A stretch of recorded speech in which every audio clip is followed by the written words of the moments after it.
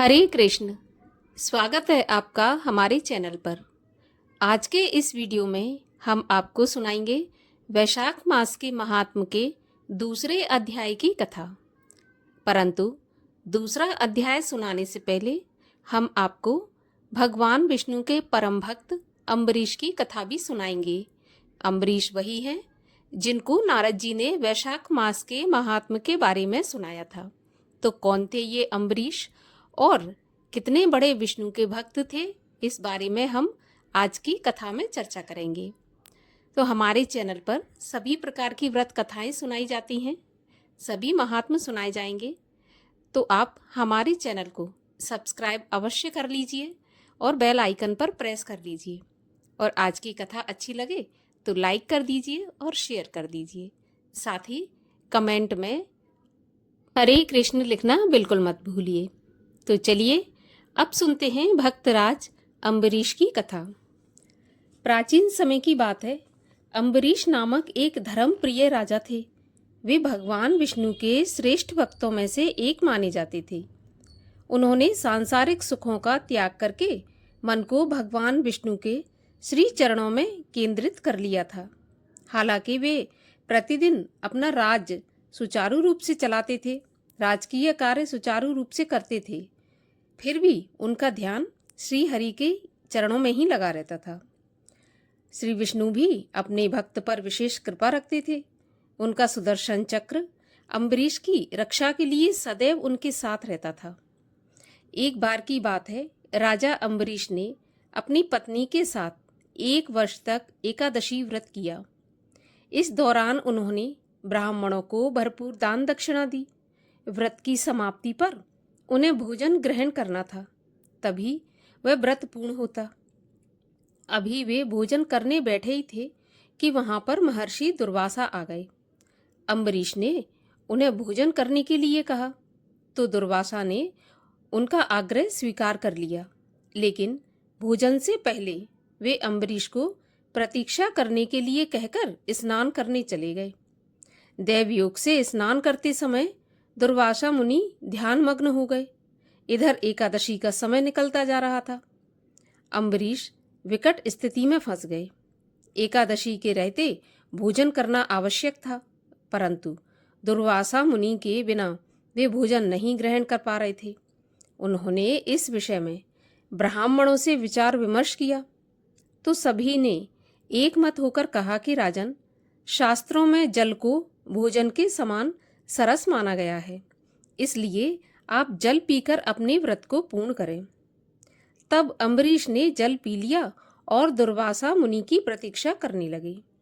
लौटने पर जब दुर्वासा मुनि को सारी घटना पता चली तो वे क्रोध में भरकर बोले कि दुष्ट, तुमने मेरे आदेश की अवहेलना करके घोर पाप किया है। तुम्हें अब मेरे क्रोध से कोई बचा नहीं सकता। ऐसा कहकर उन्होंने अपनी जटा की एक लठ से भयंकर कृत्या पैदा की और उसे अम्बरीश को मारने का आदेश दिया। कृत्या जैसे ही तलवार लेकर आगे बढ़ी तो भगवान विष्णु का सुदर्शन चक्र प्रकट हो गया और फिर देखते ही देखते उसने कृत्या को जलाकर भस्म कर दिया। उसके बाद वह दुर्वासा मुनि की ओर लपका। कृत्या के संहार को देखकर दुर्वासा मुनि पहले ही भयभीत हो चुके थे। चक्र को अपनी तरफ आते देख उनका साहस जवाब दे गया। वे प्राण बचाकर वहां से निकल भागे, लेकिन चक्र ने उनका पीछा नहीं छोड़ा। दुर्वासा मुनि जहां जहां गए चक्र उनके पीछे गया। वे ब्रह्मा जी की शरण में गए, लेकिन उन्होंने भी अपनी असमर्थता प्रकट कर दी। भगवान शिव ने दुर्वासा मुनि को भगवान विष्णु की शरण में जाने का परामर्श दिया। दुर्वासा शीघ्र ही वैकुंठ लोक पहुंचे और भगवान विष्णु से रक्षा करने की प्रार्थना करने लगे। भगवान श्री विष्णु बोले, मुनिवर, मुझे मेरे भक्त मुझसे भी अधिक प्रिय हैं। जिसने मेरे चरणों में स्वयं को समर्पित कर दिया हो, उस भक्त को भला मैं कैसे छोड़ सकता हूँ। यदि आप प्राणों का हित चाहते हैं तो उन्हीं अम्बरीश की शरण में जाएं। केवल वे ही आपको अभय प्रदान कर सकते हैं। थक हार कर दुर्वासा मुनि अम्बरीश के पास पहुंचे और उनसे क्षमा मांगने लगे। तब दयालु अम्बरीश ने उन्हें क्षमा कर दिया। उसके बाद उनकी प्रार्थना से सुदर्शन चक्र अदृश्य हो गया। इसके बाद उन्होंने दुर्वासा मुनि का यथोचित सत्कार किया। उनके इस व्यवहार से दुर्वासा मुनि अत्यंत प्रसन्न हुए और उन्हें आशीर्वाद देकर वहां से चले गए। अनेक वर्षों तक सुखपूर्वक राज्य करने के बाद अम्बरीश ने अपनी भक्ति और निष्ठा से मृत्यु के बाद मोक्ष को प्राप्त किया। तो ऐसे थे भक्तराज अम्बरीश। और अब सुनते हैं वैशाख मास के महात्म के दूसरे अध्याय की कथा। दूसरे अध्याय की कथा में जल दान तथा अन्न दान की महानता का वर्णन किया गया है। नारद जी बोले, हे राजा अम्बरीश, वैशाख मास के समान कोई महीना नहीं है, सतयुग जैसा दूसरा युग नहीं है, वेद के समान कोई शास्त्र नहीं है, गंगा जी के समान कोई तीर्थ नहीं है, जल दान के समान कोई दूसरा दान नहीं है, भार्या के समान कोई दूसरा सुख नहीं है, खेती के समान कोई धन नहीं है, जीवन के समान कोई लाभ नहीं है, उपवास के जैसा कोई दूसरा तप नहीं है, दान से अधिक कोई सुख नहीं है, दया के समान कोई दूसरा धर्म नहीं है, नेत्रों के समान कोई ज्योति नहीं है, भोजन के समान कोई तृप्ति नहीं है, खेती के समान कोई व्यापार नहीं है, धर्म के समान कोई हितकारी मित्र नहीं है, सत्य के समान कोई यश नहीं है, आरोग्य के समान कोई हर्ष नहीं है, केशव के समान कोई रक्षक नहीं है, माधव के तुल्य संसार में कोई पवित्र नहीं है। ऐसा ये परम उत्तम वैशाख मास शेष शैया भगवान को सदा प्यारा है।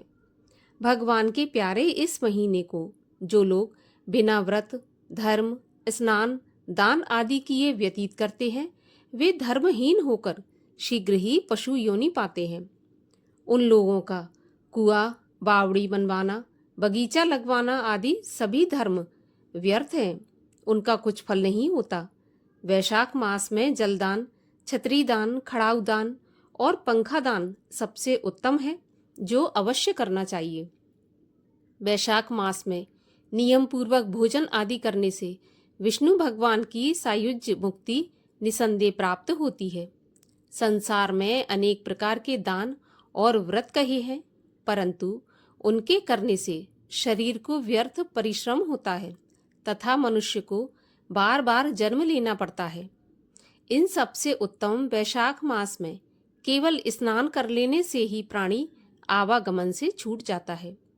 इस प्रकार के दान करने व संपूर्ण तीर्थों में स्नान करने से जो फल प्राप्त होता है, वह वैशाख मास में केवल जलदान करने से ही मनुष्य प्राप्त कर लेता है। जलदान स्वयं न कर सकें तो ऐश्वर्य प्राप्ति की इच्छा से वह दूसरे के माध्यम से कराए। यह कर्म भी सब दानों में अधिक है। तराजू के एक पलड़ा में सब दान रखें और दूसरे में जलदान रखकर तोलें तो जलदान का पलड़ा ही भारी होगा। प्याऊ लगाकर जलदान करने से देवता, पितृ और ऋषि सब निसंदेह अत्यंत प्रसन्न होते हैं। रास्ते के थके हुए यात्री के प्याऊ से जल पीकर संतुष्ट होने से ब्रह्मा, विष्णु और शिव आदि सब देवता अत्यंत प्रसन्न होते हैं, इसमें कोई संदेह नहीं है। प्याऊ लगवाने वाला करोड़ों कुल का उद्धार करके विष्णु लोक को जाता है। हे राजन, जल की इच्छा वाले को जल से, छाया की इच्छा वाले को छतरी से और हवा की इच्छा वाले को पंखा देकर संतुष्ट करें। वैशाख मास में कुटुंबी ब्राह्मण को जल से भरा घड़ा अवश्य देना चाहिए, इससे चातक की योनि प्राप्त नहीं होती। हे राजेंद्र, प्यासे महात्मा को शीतल जल पिलाने से 100 राजसूय यज्ञ के कराने का फल मिलता है। वैशाख मास में धूप की गर्मी और पसीना से व्याकुल ब्राह्मण की पंखा या वस्त्र से हवा करनी चाहिए तथा ताड़ का पंखा दान करना चाहिए, जिससे दान करने वाला गरुड़ के समान हो जाता है और सब पापों से छूटकर विष्णु भगवान की सायुज्य मुक्ति पाता है। पंखा दान नहीं करने से अनेक प्रकार की नरक यातनाएं, वात रोग आदि पीड़ाएं भोगनी पड़ती हैं और वे संसार में पापी होते हैं। हे राजेंद्र, आध्यात्मिक दुख की शांति के निमित्त वैशाख में छतरी दान करना उचित है। छतरी दान नहीं करने से मनुष्य को छाया के लिए तरसना पड़ता है और महाक्रूर पिशाच बनकर पृथ्वी पर घूमना पड़ता है। खड़ाऊ दान करना अथवा जूता दान करना अति उत्तम है, जिसके दान करने से मनुष्य पृथ्वी पर करोड़ जन्म तक राजा होकर अंत में विष्णु लोक को प्राप्त होता है। दान न करने वाले मनुष्य को संसार में दुख भोगकर अंत में नरक की यातना भोगनी पड़ती है। जो मार्ग में श्रम को दूर करने के लिए स्थान बनवाते हैं तथा जो दोपहर को अतिथि या ब्राह्मण को आसन देकर भोजन कराते हैं, उसका फल ब्रह्मा जी भी वर्णन नहीं कर सकते। अन्नदान भी अवश्य करना चाहिए, क्योंकि इस दान के समान भी कोई दान नहीं है। अन्नदान मनुष्य को तत्काल तृप्त करने वाला है। जैसे भूखे मनुष्य को घर, स्त्री, पुत्र, वस्त्र, अलंकार, आभूषण आदि कोई वस्तु अच्छी नहीं लगती और पेट भरने पर उसे सब कुछ अच्छा लगता है। माता पिता तो केवल जन्म के लिए होते हैं, इसलिए अन्नदान करने वाले को ही पीड़ित लोग पिता कहते हैं, क्योंकि अन्नदाता में ही सब तीर्थ, देवता और धर्म निवास करते हैं। अन्नदान न करने वाला पिशाच बनकर अपने ही मांस को खाता है, अतः अन्नदान से बढ़कर अन्य कोई दान नहीं है। इस प्रकार नारद जी ने राजा अम्बरीश को वैशाख के महीने में दान की महिमा का वर्णन किया है। अन्नदान, जलदान, छतरी दान जितना भी हो सके वैशाख के महीने में दान अवश्य करना चाहिए। दान करने से विष्णु लोक की प्राप्ति होती है एवं सभी पापों से मुक्ति मिलती है। तो ये थी वैशाख मास के महात्म्य के दूसरे अध्याय की कथा। कथा अच्छी लगी हो तो एक लाइक अवश्य कर दीजिए और आगे की कथा सुनने के लिए चैनल को भी सब्सक्राइब कर लीजिए।